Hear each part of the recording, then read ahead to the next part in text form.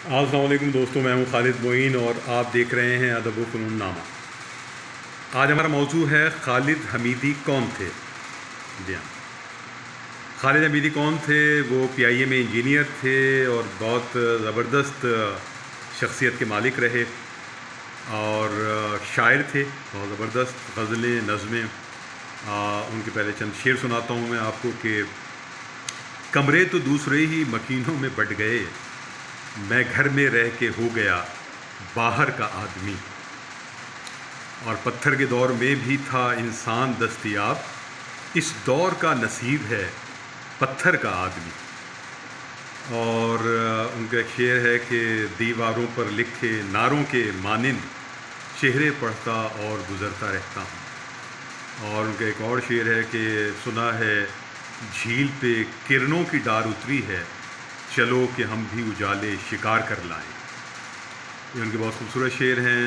किताब उनकी अब तक नहीं आ सकी है और कोशिश है। उनके जो भांजे हैं शोएब नासिर, जो कनाडा में मुकीम हैं, और इंटरनेशनल आर्ट्स काउंसिल के नाम से एक इदारा बनाया है उन्होंने। और गुज़िश्ता दिनों उन्होंने खालिद हमीदी की याद में एक बहुत ज़बरदस्त मुज़ाकरा और मुशायरा भी किया। इसकी सदारत जो है महमूद शाम साहब ने की, तो उनके बच्चे भी उसमें शरीक हुए। तो खालिद हमीदी बड़े मोहब्बत वाले, बहुत प्यार करने वाले, नई नस्ल को आगे बढ़ाने वाले। ट्विन टॉक के नाम से उन्होंने एक अंग्रेज़ी तालीम का एक सिलसिला शुरू किया, इदारा बनाया। फिर वो अंजुमन वफ़ाद निस्वां से वाबस्ता हो गए और वहाँ उन्होंने कई बरस तक पढ़ाया। और उसी अंजुमन वफ़ाद निस्वां ही में सिलसिला के नाम से एक तंजीम बनाई गई, जिसके रूह व रवां खालिद हमीदी साहब थे। और बहुत ज़बरदस्त वहाँ तनक़ीदी नशिस्तें हुई, मुशायरे हुए। उसमें खालिद हमीदी साहब, कमर साहिरी साहब, अहमद सग़ीर सिद्दीकी साहब, ज़की अब्बास साहब, शाकरा भाभी, उनकी बेगम, रियाज सिद्दीकी साहब जो नक़ाद थे, बहुत ज़बरदस्त, इंतकाल हो गया उनका भी।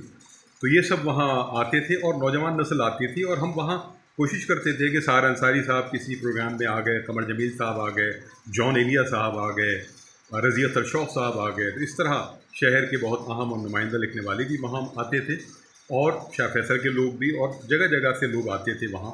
और बड़ी ज़बरदस्त जो है तनक़ीदी नशिस्तें होती थी। और वो 7-8 बरस तक सिलसिला चलता रहा। और फिर हालात की वजह से वो चीज़ें नहीं हो सकें, आगे नहीं बढ़ सकें। तो खालिद हमीदी साहब जो हैं वो एक याद करने वाली शख्सियत हैं और एक ऐसी शख्सियत हैं जिनके बारे में जितना भी कहा जाए कम है। आम तौर पर वो हमेशा पीछे रहते थे, लोगों को आगे बढ़ाना ही उनका महबूब मशगला था। लेकिन मैं भी ये कोशिश करता था कि खालिद हमीदी साहब आगे बढ़ें, और वो जो एक लिए दिए से रहते हैं और पीछे रहते हैं, तो मैं उनको हमेशा कोशिश करता था कि वो ख़ुद आगे बढ़ें। तो सिलसिला की जो निज़ामतें हैं फिर वो उनके हवाले की गई और उनको निगरान आला मुकर्रर किया गया। और जो अदबी तंजीमों में साजिशों का मसला होता है और चीज़ें हो जाती हैं, उससे भी निकलने के लिए ये कोशिश की गई कि कोई तंजीमी ढांचा ना बनाया जाए। और वो खासा कामयाब रही सूरत हाल। एक निगरान आला और साथ जो है मैं भी उनके लगा रहता था, कुछ और नौजवान भी। तो इस तरह वो सिलसिला चलता रहा और बहुत खूबसूरत और अच्छी नशिस्तें वहाँ होती रहीं। और एक बहुत यादगार नशिस्तें हुई शाह फैसल कॉलोनी में।